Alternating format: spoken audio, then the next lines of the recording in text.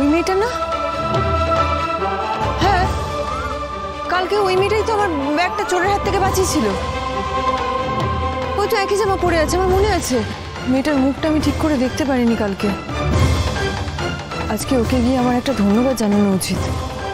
এই যে শুনছো? হ্যাঁ, তোমাকে বলছি, দাঁড়াও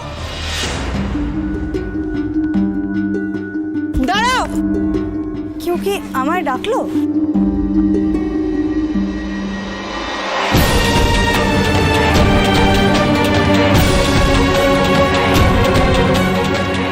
যা, কোথায় গেল?